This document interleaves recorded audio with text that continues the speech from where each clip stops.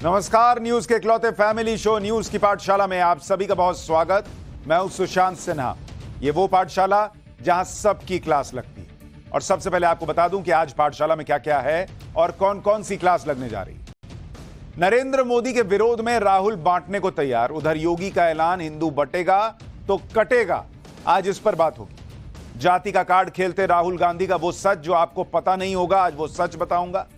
जन्माष्टमी पर बांग्लादेश में हिंदुओं के साथ क्या क्या हुआ, आज उसकी रिपोर्ट भी लेकर आया हूं। और बाबा बागेश्वर का नया ऐलान, हर हिंदू को क्या करने के लिए कह दिया बाबा बागेश्वर ने, आज उसका चैप्टर भी है।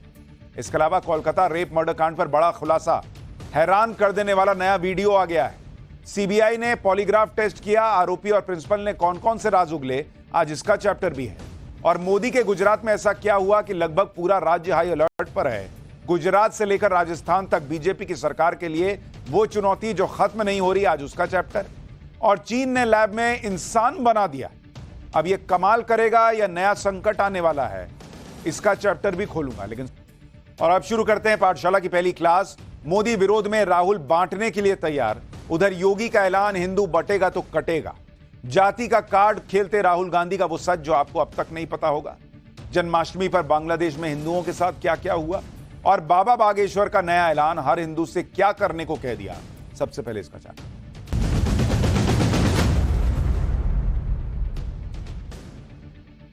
इस वक्त देश में राजनीति के दो पैटर्न दिख रहे हैं। एक pattern Rahul Gandhi and company का है, जिन्हें लगता है कि सबको जाति में बांट देंगे, मोदी सत्ता से हट जाएंगे और वो सत्ता में आ जाएंगे। इसलिए कभी राहुल गांधी सरकार के अफसरों की जाति खोजते हैं, कभी जातिगत जनगणना की बात करते हैं, कभी मिस इंडिया की जाति ढूंढने लग जाते हैं, कभी किसी से भी पूछ लेते कौन जात हो। यह बात अलग है कि अगर कोई खुद राहुल गांधी से उनकी जाति पूछ ले तो इनकी पूरी पार्टी और इंडी गठबंधन में आग लग जाती कि राहुल गांधी से जाति कैसे पूछ ली। लेकिन राहुल गांधी आजकल जाति राजनीति के चैंपियन बने हुए हैं, तो इसलिए उनको तो सब माफ है, वो तो कुछ भी कर सकते हैं। जाति की राजनीति ने इंडी गठबंधन को बड़ा फायदा भी दिलाया था। यह जाति की राजनीति शुरू इन्होंने मजबूरी में की थी, क्योंकि नरेंद्र मोदी और योगी आदित्यनाथ के हिंदुत्व की काट इनके पास थी नहीं। लेकिन जो काम मजबूरी में शुरू किया, अब इन्हें इसी जाति की राजनीति वाले काम में मजा आने लगा है। इसलिए राहुल गांधी मिस इंडिया की भी जाति देख रहे हैं, मीडिया की भी जाति देख रहे हैं। लेकिन जब जाति की इस तरह की राजनीति देश में चलाई जा रही हो, तो जवाब भी वैसा ही देना पड़ता है जैसा जवाब यूपी के मुख्यमंत्री और हिंदुत्व के बड़े ब्रांड बन चुके योगी आदित्यनाथ ने दिया। सीएम योगी ने वो बात कह दी जिसे कहने के लिए इस देश में बड़ी हिम्मत चाहिए। लेकिन आज का जो माहौल है, आज जिस तरह से जाति के नाम पर बांटा जा रहा है, योगी को यह बात क्लियर कट कहनी पड़ी। और इसलिए हर जगह सीएम योगी की इस बात की चर्चा हो रही है। सीएम योगी ने क्लियर कट हिंदू समाज से कह दिया कि बटेंगे तो कटेंगे, एक रहेंगे तो नेक रहेंगे, नहीं तो बांग्लादेश का हाल देख लो। सुनिए सीएम योगी ने कैसे हिंदुओं को चेताया है। फिर आपको बताऊंगा कि योगी की बात पर क्यों तिलमिला गए ओवैसी, अखिलेश, और क्या योगी की बात हिंदू समाज सुनेगा जिसे जाति के नाम पर बांटा जा रहा है। राष्ट्र से बढ़कर के कुछ नहीं हो सकता, कुछ नहीं हो सकता। और राष्ट्र तब सशक्त होगा जब हम एक रहेंगे, नेक रहेंगे, तभी नेक रहेंगे। बटेंगे तो कटेंगे। आप देख रहे हैं ना, बांग्लादेश में देख रहे हो ना,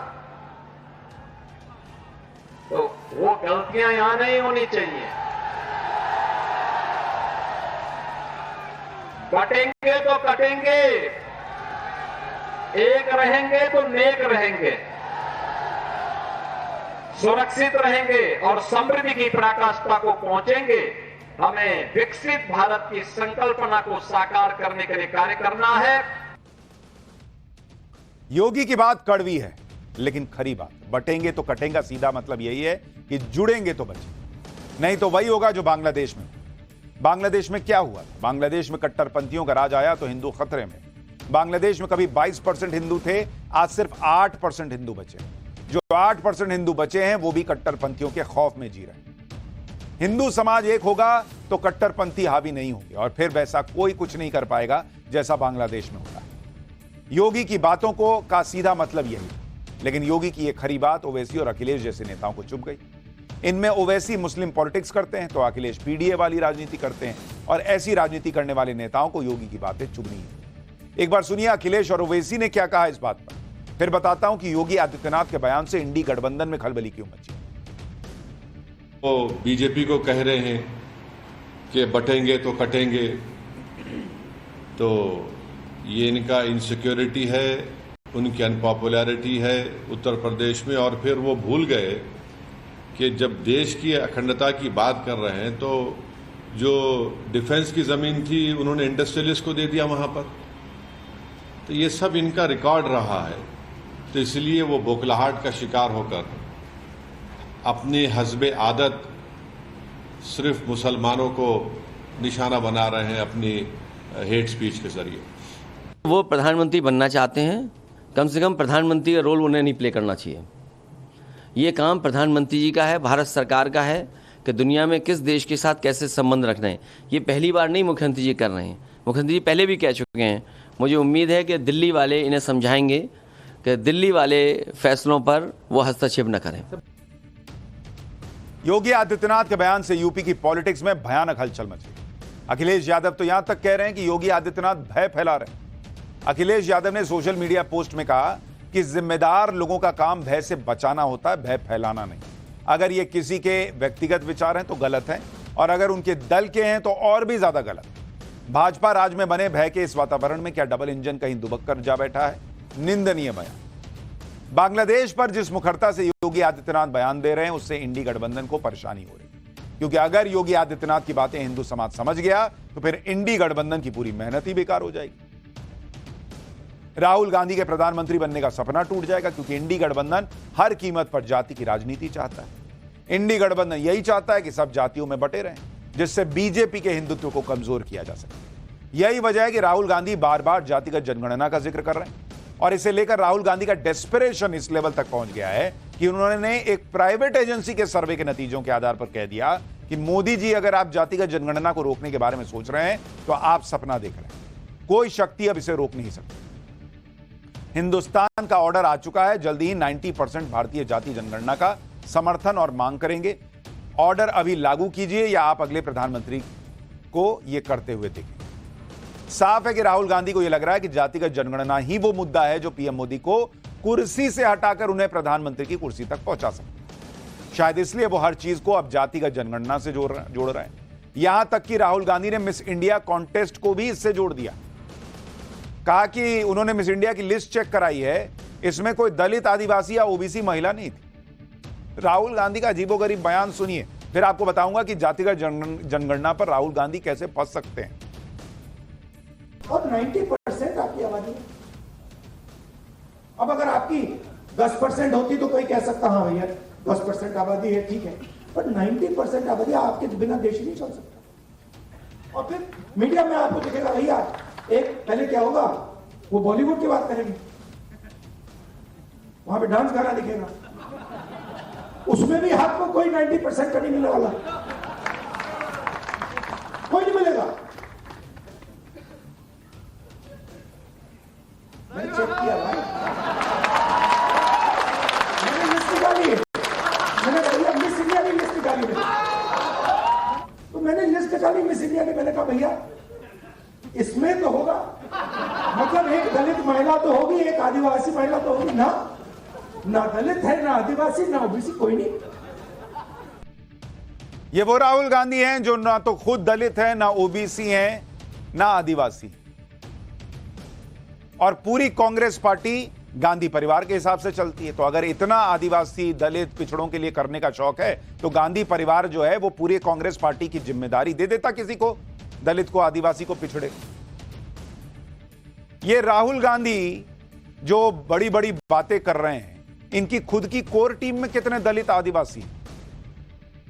और ये जो कह रहे हैं कि भाई कोई भी मिस इंडिया जो है वो नहीं रही दलित, आदिवासी, अरे भाई कोई इनसे पूछे कि 70-75 साल से ज्यादा हो गए देश की आजादी को, उसमें 55-60 साल तो आपने राज किया, तो बना देते दलित, आदिवासी महिला को मिस इंडिया, अगर सरकार बनाती है तो।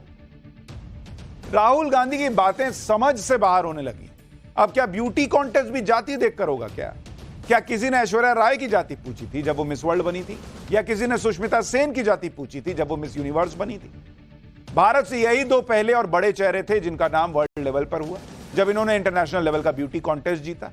लेकिन अब राहुल गांधी जिस तरह की राजनीति कर रहे हैं उसमें ब्यूटी कॉन्टेस्ट विनर की भी जाति देखी जाएगी, ब्यूटी कॉन्टेस्ट में भी जाति देखकर पार्टिसिपेंट भेजे जाएंगे।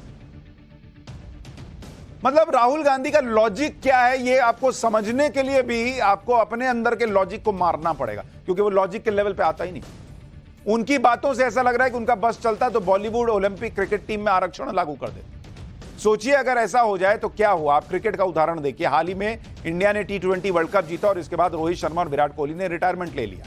अगर राहुल गांधी के फॉर्मूले से चलें तो अब उस परिस्थिति में किसी भी वर्ग का योग्य खिलाड़ी रोहित और कोहली की जगह ले सकता है, क्योंकि वो दोनों जनरल कास्ट से हैं। अगर पिछड़े वर्ग से कोई खिलाड़ी रिटायरमेंट लेता है या उसे टीम से बाहर किया जाता है तो राहुल गांधी के फॉर्मूले के मुताबिक उसकी जगह उसी वर्ग का दूसरा खिलाड़ी लेगा। इसके लिए जनरल या अन्य वर्ग जितना भी बढ़िया परफॉर्मेंस दे दे उन्हें टीम में जगह नहीं मिलेगी। राहुल गांधी के फॉर्मूले के मुताबिक तो भारतीय टीम में कप्तानी का रोटेशन भी जाति के आधार पर होगा। इसी तरह ओलंपिक में भी खिलाड़ियों की परफॉर्मेंस से पहले उनकी जाति देखी जाएगी। यानी राहुल गांधी के फॉर्मूले के हिसाब से चलें तो ओलंपिक में जाने वाले भारतीय दल में हर वर्ग के खिलाड़ी फिक्स किए जाएंगे, हर जाति के। और ऐसे में हो सकता है कि नीरज चोपड़ा, मनु भाकर, विनेश फोगाट जैसे खिलाड़ियों का नंबर ना आए, वो भी आरक्षण की संख्या पर निर्भर करें। पर मेरा तो सवाल है कि राहुल गांधी को इतनी चिंता है SC, ST, OBC की, तो भाई कांग्रेस ने तो 55-60 साल राज किया, क्रिकेट टीम में आरक्षण लागू कर देते, इंडियन टीम में, ओलंपिक में अपने जमाने में भेज देते आरक्षण लागू करके। बॉलीवुड में कोई फिल्म बनेगी तो राहुल गांधी के हिसाब से जो है उसमें जाति के आधार पर एक्टर लिए जाएंगे। तो आप करा देते ना बॉस, इतने साल, 55-60 साल यह आइडिया नहीं आ रहा था, बत्ती नहीं जल रही थी। राहुल गांधी की इन उटपटांग बातों का खूब मजाक भी उड़ाया जा रहा है। केंद्रीय मंत्री किरण रिजिजू ने सोशल मीडिया पर कहा कि अब राहुल गांधी स्पोर्ट्स, फिल्म और मिस इंडिया कंपटीशन में भी आरक्षण चाहते हैं। यह सिर्फ बाल बुद्धि का मुद्दा नहीं है, जो लोग इनका समर्थन कर रहे हैं वो भी बराबर के जिम्मेदार हैं। बाल बुद्धि मनोरंजन के लिए अच्छी हो सकती है, पर अपनी विभाजनकारी चालों में हमारे पिछड़े समुदायों का मजाक न उड़ाएं। किरण रिजिजू ने कहा कि राहुल गांधी जी सरकारें मिस इंडिया नहीं चुनती, ना ही ओलंपिक में एथलीट को चुनती हैं और ना ही सरकार फिल्मों में एक्टर को चुनती है। राहुल गांधी बार बार मोदी सरकार से यह सवाल करते हैं कि उनकी सरकार में कितने अधिकारी, कितने मंत्री OBC, SC, ST पर, जबकि कांग्रेस की सरकारों में क्या हाल रहा है। मैं आपको उसका एक और उदाहरण बताता हूं। पहले भी मैंने आपको बताया, जो काउंसिल ऑफ मिनिस्टर्स का डेटाबेस है उस पर आधारित रिपोर्ट के मुताबिक 1952 से लेकर अब तक जो मंत्री परिषद रहा है सरकारों में, किस पार्टी की सरकार ने दलितों और पिछड़ों को ज्यादा हिस्सेदारी दी, उसका आंकड़ा भी आपको दिखाता हूं। जो कह रहे हैं कि मिस इंडिया को बन जाना चाहिए, मिस इंडिया दलित और OBC और SC, ST को बन जाना चाहिए था, अगर आप उनके जमाने में देखेंगे, मंत्री मंडल में प्रतिनिधित्व, भाई मान लीजिए आप, अब वो अपने लिए तो मानेंगे नहीं, लेकिन आप मिस इंडिया नहीं बनाते, आप क्रिकेट टीम में नहीं कर सकते, ओलंपिक में नहीं कर सकते, मंत्रिमंडल में तो बना सकते थे ना भाई। अगर इसमें आपको दो हिसाब दिखाऊं कि बीजेपी की सरकार और कांग्रेस की सरकार, इन दोनों का क्या हिसाब रहा है। अब जनरल कैटेगरी, कितने जनरल कैटेगरी के मंत्री रहे हैं भाई जब जब बीजेपी की सरकार रही है। बीजेपी में 61.5% जनरल कैटेगरी के मंत्री रहे और कांग्रेस की सरकारों में 72.5%। तो भाई आप क्यों जनरल कैटेगरी को दे रहे थे? 90% अगर हिस्सेदारी SC, ST, OBC की है तो कांग्रेस 72% अपने मंत्री जो बनाती है वो जनरल कैटेगरी से क्यों बना रही थी इतने सालों में? OBC कैटेगरी, जो बीजेपी की सरकारों में OBC कैटेगरी के मंत्री रहे वो 25.3% रहे और कांग्रेस के जमाने में, कांग्रेस की सरकारों में 14.1% मंत्री रहे हैं OBC कैटेगरी से। तो बताएं राहुल गांधी की OBC मंत्री क्यों नहीं बन रहा था कांग्रेस के जमाने में सरकारों में? SC कैटेगरी अगर आप देखेंगे, शेड्यूल कास्ट, बीजेपी में 7.2% और कांग्रेस में 9.1%। यहां बीजेपी से थोड़ा सा आगे है। लेकिन शेड्यूल ट्राइब का अगर आप मामला देखिएगा, आदिवासियों का, बीजेपी फिर यहां बाजी मार जाती है। 5.9% आदिवासियों को मंत्रिमंडल में बीजेपी की सरकारों में जगह मिली और कांग्रेस में 4.3%। तो कोई पूछे ना भाई कि क्यों OBC में नहीं दे पाए, क्यों SC, ST में जो है वो इतना कम दे पाए। देना था इनको, 90% मंत्री बनाने थे, अपना बना नहीं पाएंगे। मिस इंडिया इनको चाहिए OBC, SC, ST से, अपने जमाने में बनाते ना भाई। राहुल गांधी जातिगत जनगणना का डंका पीट रहे हैं, लेकिन ये नहीं बता पा रहे कि जब केंद्र में उनकी पार्टी की सरकार थी तब उन्होंने जातिगत जनगणना क्यों नहीं कराई। यही सवाल मायावती अब राहुल गांधी से पूछ रही हैं कि केंद्र में बीजेपी की सत्ता आने से पहले कांग्रेस ने अपनी सरकार में राष्ट्रीय जातिगत जनगणना क्यों नहीं कराई, जो अब इसकी बात कर रहे हैं। जवाब दें। जबकि बीएसपी इसके हमेशा पक्ष धर रही, क्योंकि इसका होना कमजोर वर्ग के हित में बहुत जरूरी है। जातिगत जनगणना को बड़ा मुद्दा बनाने के क्रेडिट लूटने की भी होड़ मची हुई है। मायावती ने दावा किया कि उनकी पार्टी सालों से पहले केंद्र में कांग्रेस और अब बीजेपी पर जातिगत जनगणना को लेकर दबाव बना रही। इसी तरह का क्रेडिट लूटने की होड़ में अखिलेश यादव भी शामिल है। अखिलेश यादव कह रहे हैं कि वो भी सालों से इस मुद्दे को उठा रहे हैं। अखिलेश यादव ने जातिगत जनगणना के बहाने कांग्रेस को भी लपेट लिया। आरोप लगाया कि पिछली बार भी जातिगत जनगणना हुई थी, लेकिन उसके आंकड़े जारी नहीं हुए। सुनिए अखिलेश यादव। राजनीति का चक्र वहां पहुंच गया है कि हर दल आज जाति जनगणना की बात कर रहा है। और आपसे मैं कहना चाहता हूं, देख लीजिएगा आप, भारतीय जनता पार्टी भी उसी रास्ते पे चलेगी। ये बात मैं पहली बार नहीं कह रहा हूं। आज से लगभग 1 साल पहले मैंने कहा था कि वो दिन आएगा जब भारतीय जनता पार्टी भी स्वीकार करेगी और जाति जनगणना के लिए आगे आएगी। इससे पहले भी जाति जनगणना हुई थी, लेकिन डेटा उसका नहीं जनता के बीच में लाया गया था। अब हमें उम्मीद है कि जाति जनगणना भी होगी और जो डेटा तैयार होगा वो जनता के सामने लाया जाएगा। कोई अखिलेश यादव से भी पूछे कि आप तो उत्तर प्रदेश में मुख्यमंत्री रहे, आप उत्तर प्रदेश में करा लेते जातिगत जनगणना और वहां पर आप डेटा सार्वजनिक कर देते। कर्नाटक में कांग्रेस ने कराया, लेकिन आज तक सार्वजनिक नहीं किया। तो ये लोग या तो कराएंगे नहीं, कराएंगे तो बताएंगे नहीं, लेकिन जातिगत जनगणना पर पॉलिटिक्स भरपूर करेंगे। इंडी गठबंधन का तो पूरा फोकस इसी पर है कि कैसे हिंदुओं को जातियों में बांटा जाए, और इसी वजह से योगी आदित्यनाथ फायर मोड में। बांग्लादेश में हिंदुओं पर हो रहे अत्याचार पर जिस तरह से इंडी गठबंधन खामोश है, उस पर योगी आदित्यनाथ ने कहा कि विपक्ष फिलिस्तीन के मुद्दे पर तो बोलता है, लेकिन बांग्लादेश में हिंदुओं पर हो रहे अत्याचार पर चुप हो जाता है। सुनिए योगी आदित्यनाथ को, फिर बताता हूं कि बांग्लादेश में जन्माष्टमी पर किस मंदिर पर हमला हो गया। आपने देखा होगा इन सब के मुंह बंद है बांग्लादेश की घटना पर, कोई बोलना नहीं चाहता, क्योंकि उन्हें भय है अगर वो बोलेंगे तो उनके वोट बैंक खिसकते हुए दिखाई देंगे। उनके पैरों के नीचे की जमीन जिस पर वे लोग खड़े हैं, वे अंगारे उनको ही जलाते हुए दिखाई दे रहे होंगे, और इसलिए वे मौन हैं, बोल नहीं सकते। जो लोग दुनिया के अंदर अन्य मुद्दों पर बोलते हैं, मुखर होकर के बोलते हैं, उनको फिलिस्तीन दिखाई देता है, लेकिन बांग्लादेश नहीं दिखाई देता। उनको दुनिया के अंदर अन्य जगह दिखाई देती है, लेकिन बांग्लादेश नहीं दिखाई दे रहा है, क्योंकि वहां मंदिर तोड़े जा रहे हैं और हिंदू मारा जा रहा है, संतों पर अत्याचार हो रहा है।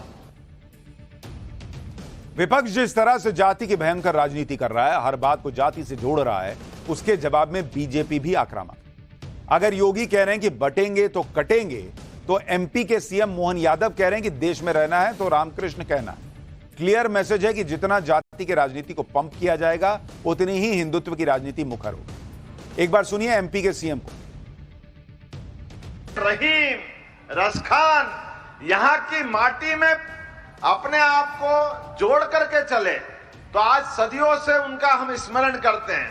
लेकिन सावधान, जो यहां का खाता है और कहीं और का बजाता है, ये नहीं चलेगा। भारत के अंदर रहना होगा तो रामकृष्ण की जय कहना होगा।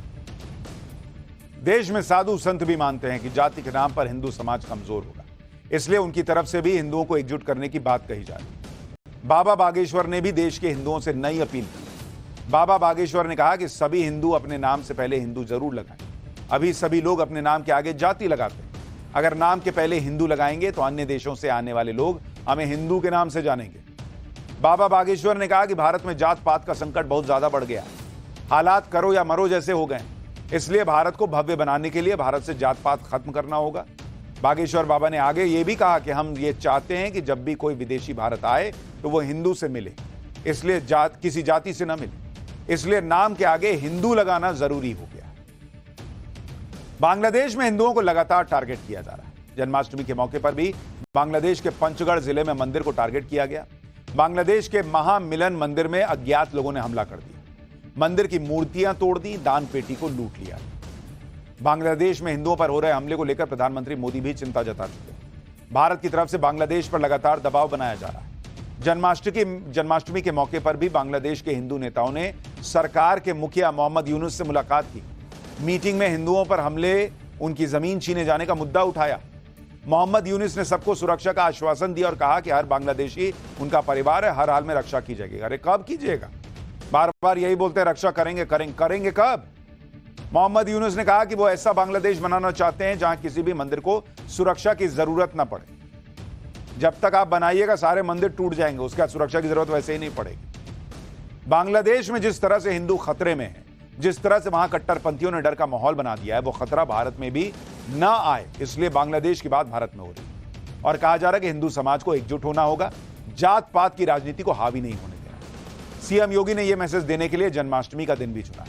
आज सबके आराध्य भगवान कृष्ण का जन्मोत्सव है, तो इस मौके पर सारे हिंदू समाज को यह बात समझ में भी आई।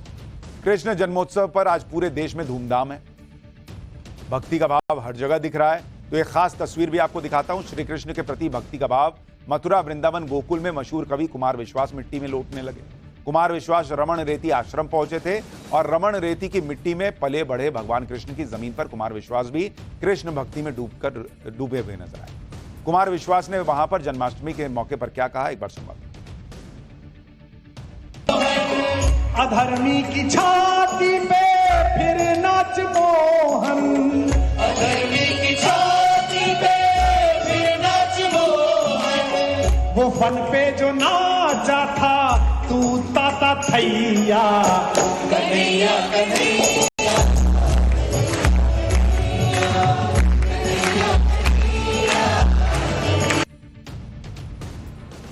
पाठशाला में अगली क्लास। कोलकाता रेप मर्डर कांड पर बड़ा खुलासा, आ गया हैरान करने वाला वीडियो।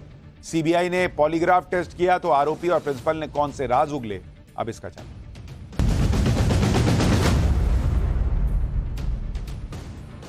कोलकाता कांड में 13 दिन से सीबीआई की जांच चल रही, लेकिन सीबीआई के आने से पहले जिस तरह से इस केस में जांच की गई थी, उस पर तो सुप्रीम कोर्ट के जज ने भी बोल दिया कि ऐसी लापरवाही 30 साल के करियर में नहीं देखी।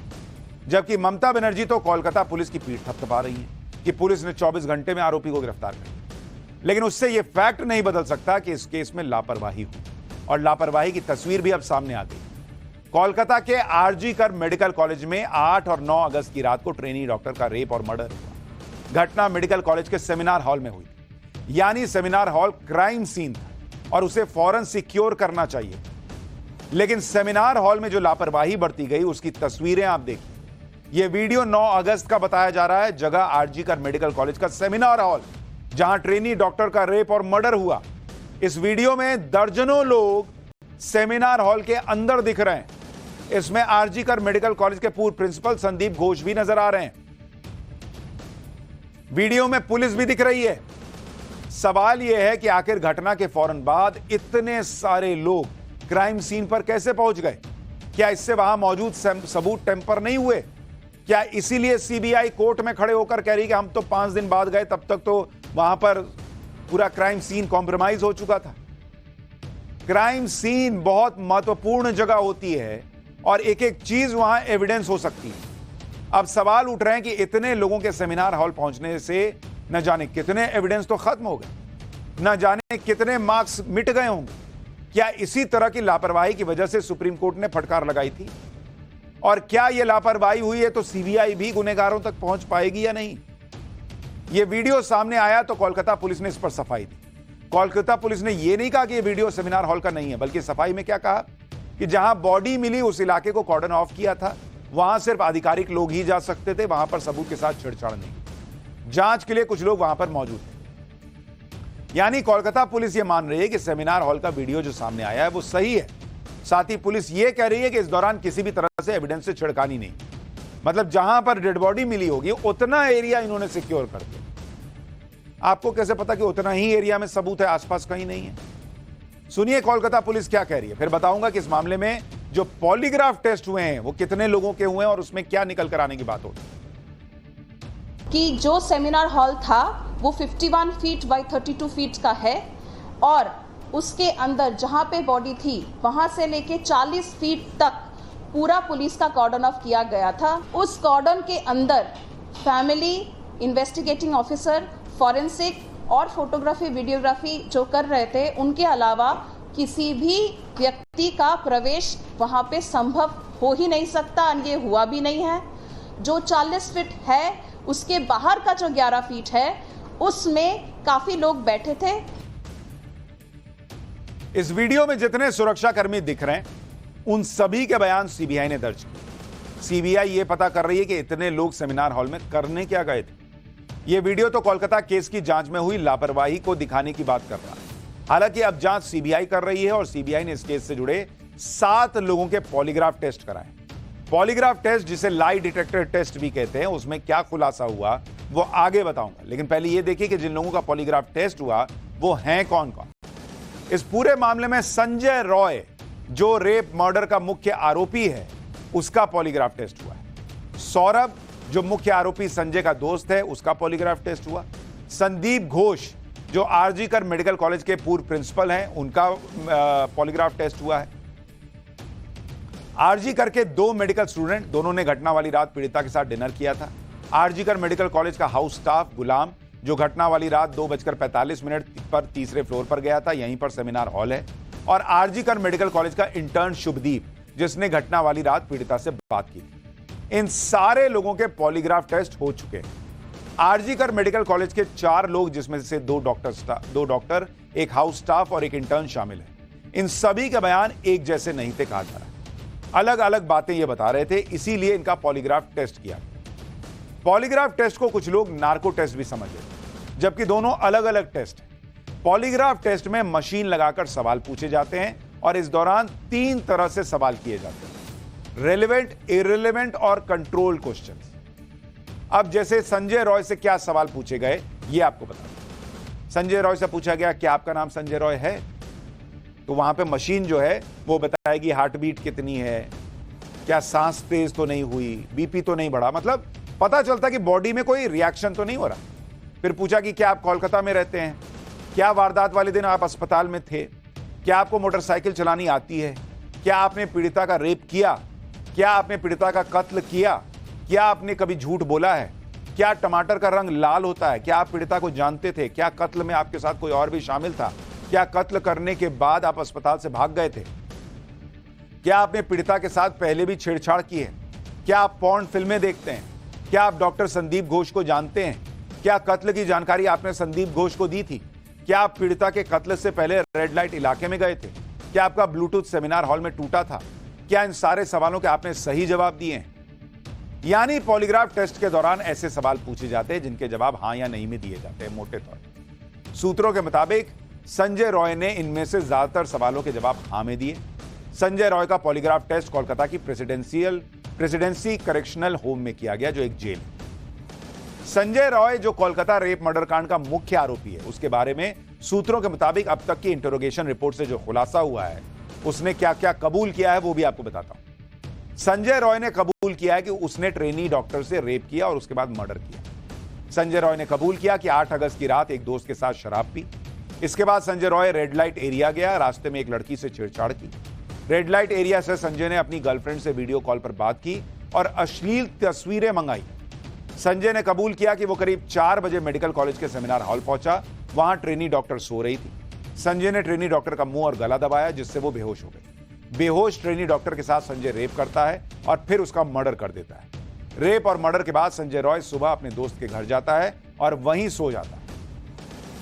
संजय रॉय के अलावा आरजीकर मेडिकल कॉलेज के पूर्व प्रिंसिपल संदीप घोष का भी पॉलीग्राफ टेस्ट हुआ। खास बात यह है कि संदीप घोष का पॉलीग्राफ 2 बार हुआ है। आज भी संदीप घोष का पॉलीग्राफ टेस्ट किया गया। दरअसल पॉलीग्राफ टेस्ट के सेशन होते हैं और सीएफएसएल की टीम पॉलीग्राफ टेस्ट करती है। पहले सेशन में कुछ दिक्कतें थी, इसलिए आज फिर से संदीप घोष का पॉलीग्राफ टेस्ट हुआ। सूत्रों के मुताबिक संदीप घोष से जो सवाल पूछे गए उसमें क्या वारदात वाले दिन आप हॉस्पिटल में थे, क्या आपको पता है कि पीड़िता का रेप और मर्डर किसने किया, क्या पीड़िता का गैंग रेप हुआ, पुलिस को आपने इस वारदात की जानकारी दी थी? क्या वारदात वाले दिन पीड़िता को देखा था या उससे मुलाकात हुई थी? क्या आपके और पीड़िता के बीच किसी तरह का विवाद हुआ था? क्या आपने पीड़िता के परिजनों को इस हत्या को आत्महत्या बताया था? क्या वारदात की सूचना पुलिस को देर से दी गई? अगर हां तो क्यों? क्राइम सीन के पास रिनोवेशन क्या आपने करवाया? अगर हां तो किसके कहने पर? क्या आपको रिजाइन करने के लिए किसी ने दबाव बनाया था? आपने वारदात के बाद किस किस से बात की? वारदात की जानकारी फोन पर किस किस को दी? क्या संजय रॉय को जानते हैं? क्या 8 और 9 अगस्त को आप संजय से मिले थे? तो ये जितने सवाल पूछे जाएंगे उस दौरान मशीन लगी रहती है और वो चेक करती है कि भैया इसका बीपी तो नहीं बढ़ रहा, हार्ट रेट तो नहीं बढ़ रहा, सांस तो तेज नहीं हो रही, क्योंकि मतलब अगर कई बार क्या आप झूठ बोल रहे हैं तो सांस तेज हो जाएगी। लेकिन कई लोग ये भी कह रहे हैं कि भाई ये संदीप घोष तो खुद डॉक्टर है, उसको तो पता है पॉलीग्राफ टेस्ट कैसे होता है, क्या होता है, कैसे सांस कंट्रोल करनी है, इससे कैसे सच पता चलेगा? लोग सवाल उठा रहे हैं। कोलकाता रेप मर्डर केस की अब तक की जांच में एक और चौंकाने वाला खुलासा हुआ है। पीड़िता के मोबाइल कॉल रिकॉर्ड और मैसेज से पता चला है कि ट्रेनी डॉक्टर रात 2:45 तक जिंदा थी। पीड़िता की कजिन ने उसे मैसेज भेजा था। मैसेज का जवाब पीड़िता ने रात 2:45 पर दिया था, यानी 2:45 तक तो वो ठीक थी। एजेंसीज इस बात की जांच कर रही हैं कि मैसेज पीड़िता ने ही भेजा था या उसके मोबाइल से किसी और ने भेजा था। इसके लिए टेक्नोलॉजिकल एविडेंस को खंगाला जा रहा है। इधर सीबीआई पूरे मामले की जांच कर रही है और दूसरी तरफ ममता बनर्जी अलग ही पॉलिटिक्स में बिजी है। आपको याद होगा कि ममता बनर्जी ने कुछ दिन पहले पीएम मोदी को चिट्ठी लिखी थी। अब इस चिट्ठी पर मोदी सरकार का जवाब आ गया। मोदी सरकार के मंत्री ने कैसे ममता बनर्जी को जवाब दिया वो आपको बताऊंगा, लेकिन पहले एक बार फिर से देख लीजिए कि ममता बनर्जी ने अपनी चिट्ठी में पीएम को कहा क्या था, लिखा क्या था। ममता बनर्जी ने पीएम को लिखा था कि देश भर में रेप के मामले लगातार बढ़ रहे हैं और आंकड़ों के अनुसार कई मामलों में रेप के बाद हत्या हो जाती है। यह देखना डरावना है कि देश में रोज लगभग 90 रेप के मामले होते हैं। ऐसे गंभीर और संवेदनशील मुद्दे को कठोर केंद्रीय कानून के माध्यम से व्यापक तरीके से संबोधित करने की आवश्यकता है। ऐसे मामलों में तेजी से न्याय सुनिश्चित करने के लिए फास्ट ट्रैक विशेष अदालतों की स्थापना पर भी प्रस्तावित कानून में विचार किया जाना चाहिए। ऐसे मामलों में सुनवाई 15 दिनों के भीतर पूरी की जानी चाहिए। ममता बनर्जी ने यह लेटर लिखकर रेप के मामलों में तेजी से सुनवाई के लिए फास्ट ट्रैक कोर्ट की मांग की, लेकिन अब ममता के इस लेटर का जवाब केंद्र सरकार ने दिया। ममता बनर्जी के इस लेटर का जवाब केंद्रीय महिला और बाल विकास मंत्री अन्नपूर्णा देवी ने दिया और फैक्ट के साथ ममता बनर्जी पर ही सवाल खड़े किए। केंद्रीय मंत्री अन्नपूर्णा देवी ने लिखा कि 1 जुलाई से लागू भारतीय न्याय संहिता में महिलाओं के खिलाफ अपराध पर कड़े प्रावधान किए गए। फास्ट ट्रैक स्पेशल कोर्ट के मुद्दे पर लिखा है, देश भर में 30 जून 2024 को 752 फास्ट ट्रैक कोर्ट काम कर रहे हैं। पश्चिम बंगाल को इस योजना के तहत 123 फास्ट ट्रैक कोर्ट दी गई थी, जिसमें 20 पॉक्सो कोर्ट भी थी, लेकिन जून 2023 तक इनमें से एक भी कोर्ट पश्चिम बंगाल में चालू नहीं हुई।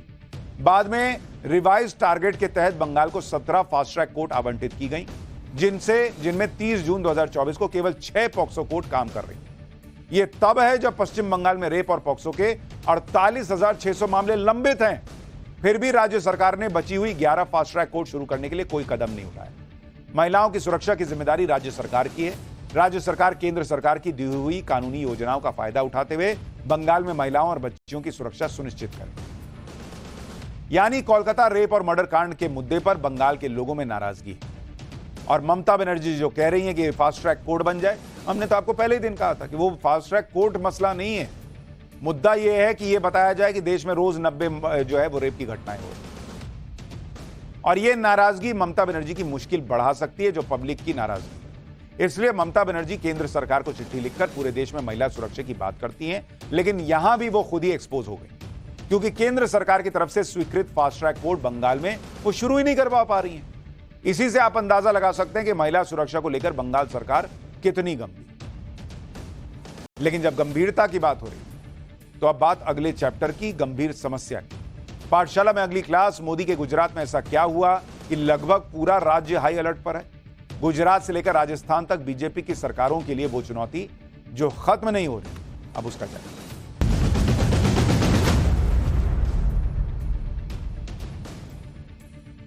अगस्त खत्म होते होते मॉनसून से राहत की उम्मीद। पहाड़ों पर लोग बारिश के थमने का इंतजार कर रहे थे। मैदानी इलाकों में नदियों की रफ्तार भी काबू में आने लगी, लेकिन अचानक अगस्त के आखिरी हफ्ते मॉनसून ने बैकफायर करके सबको चौंका दिया। सबसे बड़ा शौक तो गुजरात और राजस्थान के लोगों को लगा। एक बार भीषण बारिश का दौर झेलने के बाद जिंदगी पटरी पर लौटने ही लगी थी। लेकिन पिछले 2 दिनों में पूरा गुजरात और राजस्थान का बड़ा इलाका पानी पानी हो गया। महाराष्ट्र और मध्य प्रदेश समेत यूपी बिहार के कई इलाके भी भारी बारिश की मार झेल रहे हैं। लेकिन जो हाल गुजरात का है वैसा तो शायद यहां के लोगों ने पहले कभी देखा और झेला नहीं। हालत यह है कि मुख्यमंत्री भूपेंद्र पटेल कंट्रोल रूम से खुद मोर्चा संभाले हुए हैं। उन्होंने सभी आला अधिकारियों और कलेक्टर्स को अलर्ट मोड पर रखा है। केंद्रीय गृह मंत्री अमित शाह ने भी सीएम से फोन पर बात करके पूरी जानकारी ली है और हर संभव मदद का भरोसा दिया। इतनी तैयारी इसलिए करनी पड़ रही है क्योंकि खतरा बड़ा है। अब तो मौसम विभाग ने गुजरात के 33 में से 24 जिलों में भारी बारिश का रेड अलर्ट जारी किया। साफ है कि अगले 24 से 48 घंटे गुजरात और आसपास के इलाकों के लिए बहुत भारी पड़ने वाले हैं। आप देखिए ना गुजरात का मैप, ऑलमोस्ट पूरा मैप लाल हो रखा है। जहां जहां लाल है मतलब वहां हाई अलर्ट है। किसी भी आपात स्थिति से निपटने के लिए गुजरात के 13 जिलों में एनडीआरएफ की टीम तैनात करनी पड़ी। एहतियात के तौर पर कल गुजरात के सभी प्राइमरी स्कूल भी बंद कर दिए गए। गुजरात के वलसाड से आई तस्वीरें देखेंगे तो हैरान रह जाएंगे। पूरे शहर का हाल देखिए, घर मकान गाड़ी सब डूब गए भाई। पूरे शहर में सड़कों का नामो निशान नहीं दिख रहा। ये आप तस्वीर देखिए, ऐसा लग रहा है कि नदी में शहर बसा हुआ है। कई इलाके तो पानी के बीच टापू जैसे दिख रहे हैं। राहत की बात सिर्फ इतनी है कि ऊपरी इलाके में बारिश का दौर अभी थमा हुआ है, लेकिन औरंगा नदी अभी भी उफान पर है, जिसका पानी शहर में घुसा चला जा रहा है। वहीं नदी किनारे बसे गांव पानी में डूबे हुए। इस आसमानी आफत के बीच एनडीआरएफ के जवान देवदूत बन गए। देखिए, वलसाड के दूरदराज के इलाके में एक गर्भवती महिला को मेडिकल इमरजेंसी की जरूरत पड़ी तो एनडीआरएफ की टीम बोट लेकर पहुंची और महिला को वक्त रहते अस्पताल पहुंचाया। गुजरात के कच्छ में पहले से ही बड़ा इलाका दलदल है, लेकिन लगातार बारिश के कारण रन ऑफ कच्छ का क्या हाल है, जरा उसकी तस्वीर। मांडवी हाईवे पर इतना पानी आ गया कि लगा जैसे नदी बह रही है। यह हाईवे है बॉस। इतना सैलाब तो कच्छ से लगे समंदर में भी देखने को नहीं मिलता जितना मानसून की बारिश में देखने को मिल रहा है। जरा एक बार तस्वीरें दिखाइए फुल को।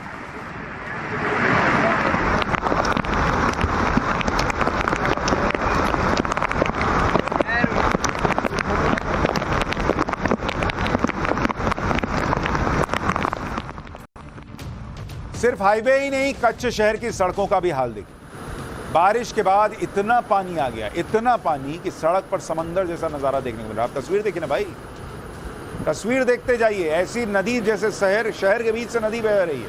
यह कच्छ का इलाका है। इसी सैलाब के बीच से जब एक कार सवार ने कार निकालने की कोशिश की, देखिए कैसे उसकी जान आफत में पड़ गई। ये तस्वीरें लखपत हाईवे की हैं। कार में पूरा परिवार बैठा हुआ है। भाई साहब कार लेके घुस गए, नहीं अब तो मैं नदी पार करके दिखाऊंगा। उसमें देखिए जाके फंस गए, परिवार अंदर बैठा है। ऐसे में स्थानीय लोग आ गए और कार को धक्का देकर सैलाब से बाहर निकाला गया। तो कभी कभी इतनी होशियारी भी नहीं दिखानी चाहिए। सिर्फ शहर ही नहीं, कच्छ के गांव भी बाढ़ की मार झेल रहे हैं। गांव में पानी 4 फीट से ज्यादा भर गया है, जिसमें घर मकान खेत फसल सब डूब गए। लोगों को अपनी जान बचाना तक मुश्किल पड़ रहा है। लगातार बारिश के बाद गुजरात के सबसे बड़े डैम सरदार सरोवर नर्मदा बांध का हाल देखिए। ओवरफ्लो होने के बाद डैम के 23 गेट खोलने पड़े। ऐसा इस सीजन में पहली बार हुआ है जब नर्मदा डैम के 23 गेट खोलने पड़े। आप पानी की धार देखिए कितनी जबरदस्त। डैम के गेट खोले जाने के बाद निचले इलाकों समेत भरूच और वडोदरा तक में अलर्ट जारी किया गया। हालात किस कदर बिगड़ सकते हैं इसका अंदाजा इसी बात से लगाया जा सकता है कि इन सभी इलाकों में एसडीआरएफ और एनडीआरएफ की टीम को पहले से ही तैनात कर दिया। नवसारी जिले में कावेरी नदी का रौद्र रूप देखने को मिला। वहीं अब अंबिका नदी भी खतरे के निशान के 2 फीट ऊपर बह रही है, जिसके बाद नदी किनारे बसे गांव पूरी तरह जलमग्न हो गए। पानी सड़कों के ऊपर से बह रहा है। कई जगहों पर तो सड़कें ही बह गई। प्रशासन ने भी ऐसे इलाकों से दूर रहने की चेतावनी जारी की, लेकिन कुछ लोग जानबूझकर आफत मोल ले रहे हैं और सैलाब के बीच से सड़क पार कर रहे हैं। अब जैसे ये भाई लोगों को देखिए, अब हो सकता है इनकी मजबूरी हो कि घर जाना है, यही सड़क है, क्या कर रहे हैं, लेकिन थोड़ा एहतियात तो लोगों को बरतनी चाहिए। भारी बारिश के बाद महिसागर जिले में बना पानम डैम ओवरफ्लो हो रहा है। एहतियात के तौर पर डैम से 2 लाख क्यूसेक पानी छोड़ा गया, जिसके बाद लूनावाड़ा शहर के निचले इलाकों में अलर्ट जारी किया गया। खतरा इसलिए ज्यादा है क्योंकि अभी भी बारिश का दौर रुका नहीं है, जिसकी वजह से डैम से अभी और पानी छोड़ा जा सकता है। महिसागर के संतरामपुर में भी भारी बारिश के बाद हर जगह सिर्फ और सिर्फ पानी ही पानी नजर आ रहा है। चिबोटा नदी उफान पर है। लूनावाड़ा हाईवे पूरी तरह से बंद करना पड़ा। रिहायशी इलाकों में भी 2 से 3 फीट तक पानी भरा हुआ। आप देखिए ना भाई कैसे पानी तेजी से बह रहा है, और इधर जो बारिश हो रही है उससे आप देखिए सड़क पे पानी है। मतलब उधर नदी जबरदस्त जोर मार रही है, इधर सड़क पर पानी भरा जा रहा है। भारी बारिश के चलते गुजरात की लगभग सभी नदियां उफान पर, डैम ओवरफ्लो हैं। गांधीनगर के संत सरोवर डैम की तस्वीर देखिए जो खतरे के निशान के करीब है। ऐसे में यहां से भी साबरमती नदी में पानी छोड़ना पड़ा। गांधीनगर में शहर के हाल भी ठीक नहीं है। भारी बारिश के बाद शहर के पास एक अंडरपास पड़ता है। उस अंडरपास में इतना पानी भर गया कि यहां से गुजरने वाले हर शख्स को मुसीबत का सामना करना पड़ा। देख रहे हैं वो बाइक वाला बेचारा संभाल के चला रहा है। अब गाड़ी वाला धीरे चल नहीं सकता, उसके इंजन में पानी घुस जाए तो वो पूरा तेज रफ्तार निकाल रहा है। मतलब सब अपनी जान बचा रहे हैं, अपनी गाड़ी बचा रहे हैं। ये देखिए ऊपरी इलाकों में भारी बारिश के बाद छोटा उदयपुर से गुजरने वाली भारज नदी भी उफान पर है। नदी की धार में इस पर बने ब्रिज का एक हिस्सा ध्वस्त हो गया। वो तो गनीमत रही कि किसी भी बड़े हादसे से पहले ही ब्रिज को आने जाने के लिए बंद कर दिया। मौके पर जाकर अधिकारियों की टीम ने मुआयना किया, जिसके बाद लोगों को नदी से दूर रहने की सलाह दी। वडोदरा में एक दिन में 5 इंच बारिश के बाद बाढ़ जैसे हालात हो गए। ये वडोदरा का हाल दिखा रहा है। निचले इलाकों में बसी बस्तियां पूरी तरह से डूब गई। सड़क से लेकर लोगों के घरों में पानी भर गया। इतना पानी भर गया कि लोगों को सुरक्षित जगह भेजना पड़ा। यह हालत इसलिए हुई क्योंकि विश्वामित्री नदी उफान पर है। अभी भी बारिश का दौर थमा नहीं है और ऐसे में वडोदरा के लोगों की मुसीबत भी कम होने वाली तुरंत तो नहीं है। और आपको अलग अलग हिस्से दिखा रहा हूं। जो मैंने कहा कि गुजरात के लगभग सारे जिले, कुछ को छोड़ दीजिए तो वो हाई अलर्ट पे हैं। आप हालत देखिए ना क्या हालत है। सुरेंद्रनगर में भी बारिश के रेड अलर्ट के बाद एनडीआरएफ की टीम को स्टैंड बाई पर रखना पड़ा। यहां भी बारिश के बीच लोगों की मुसीबत बढ़ सकती है। इस बीच एक टेंपो सैलाब के बीच फंस गया। पहले तो टेंपो के ड्राइवर को बचाया गया और इसके बाद रस्सी की मदद से टेंपो को भी खींचकर बाहर निकाला गया। मोरबी में अभी भी देर रात बड़ा हादसा हो गया जब एक ट्रैक्टर ट्रॉली नदी में गिर गई। बताया जा रहा है कि ट्रॉली पर 18 लोग सवार थे, जिनमें से 11 लोगों को रेस्क्यू कर लिया गया, जबकि 7 लोगों की तलाश अभी भी जारी है। एनडीआरएफ और एसडीआरएफ की टीमें नदी में बचे हुए लोगों की तलाश में जुटी हैं। गृह मंत्री अमित शाह ने मोरबी हादसे की जानकारी दी। अहमदाबाद में तो उस वक्त बड़ा हादसा होते होते बचा जब 25 लोगों से भरी एक बस परिमल अंडरपास से भरे पानी में जाकर फंस गई। देखिए कैसे फंस गई है बस पूरी।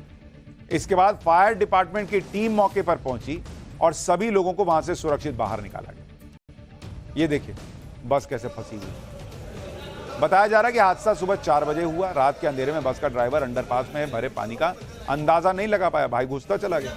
उसके बाद उसको लगा कि अब तो ये नाव होगी तभी निकल पाएगी, तो वहां पे रोका या रुक गई होगी, इंजन में पानी गया हो। दाहोद और आसपास के इलाकों में हो रही मूसलाधार बारिश के बाद सभी नदियां उफान पर हैं। दाहोद की दूधमती नदी का हाल देखिए। खतरे के निशान से ऊपर बह रही नदी के सभी घाट डूबे हुए नजर आ रहे हैं। यहां तक कि नदी किनारे बना शमशान घाट भी पानी में डूब गया। इसके बाद यहां अंतिम संस्कार तक नहीं हो पा रहा। मौसम विभाग के मुताबिक खराब मौसम का असर तटीय इलाकों समेत समंदर तक देखने को मिलेगा, जिसके बाद कोस्ट गार्ड भी अलर्ट पर। समंदर में ज्यादा दूरी तक जाने वाले मछुआरों को अलर्ट किया जा रहा है। बताया जा रहा है कि 28 और 29 अगस्त को सौराष्ट्र और कच्छ के तट पर स्थिति बिगड़ सकती है। ऐसे में कोस्ट गार्ड की टीम पहले से मुस्तैद हो गई है। गुजरात जैसा हाल राजस्थान का। तस्वीरें अजमेर की हैं, जहां अना सागर लेक ओवरफ्लो होने के बाद शहर के कई इलाके पानी पानी हो गए। शहर में लेक का पानी न घुसे और हालात काबू में रहे, इसके लिए प्रशासन भी एक्शन में है। कई जगहों पर रेत की बोरियां लगानी पड़ी ताकि पानी रुक जाए। राजस्थान के करौली में नदी में बहे 2 युवकों का रेस्क्यू करना पड़ा। बताया जा रहा है कि बांधा से पानी छोड़े जाने के बाद नदी में अचानक उफान आया, जिसमें 3 युवक बह गए। एक युवक तो नदी से बाहर आ गया, जबकि 2 युवक एक पेड़ के सहारे जिंदा बचे, जिन्हें एनडीआरएफ की टीम ने नदी से बाहर निकाला। यूपी के सीतापुर का हाल देखिए। सिर्फ गुजरात और राजस्थान की बात नहीं है, यहां जाते जाते भी बारिश जो है वो तबाह किए जा रही है। शारदा नदी की सहायक नहर के फटने के बाद गांव में ऐसा सैलाब आया कि अफरा तफरी मच गई। खेत खलिहान घर मकान सब बहने लगे। नहर फटने के बाद करीब 2 दर्जन गांव में इसी तरह बर्बादी हुई है, जबकि हजारों लोग प्रभावित हुए। त्रिपुरा में बाढ़ से हुई बर्बादी के बाद इंडियन एयरफोर्स का रिलीफ ऑपरेशन चलाना पड़ा। वायुसेना के MI-17 हेलीकॉप्टर से प्रभावित इलाकों में राहत सामग्री पहुंचाई जा रही है। त्रिपुरा के गोमती जिले में हेलीकॉप्टर से उन इलाकों में जरूरी सामान के पैकेट गिराए जा रहे हैं जहां अभी तक प्रशासन की टीम नहीं पहुंची। तो ये आप हालात देखिए क्या हो, हर जगह मदद पहुंचानी पड़ रही है, हर जगह जो है वो इस तरह के हालात बन रहे हैं।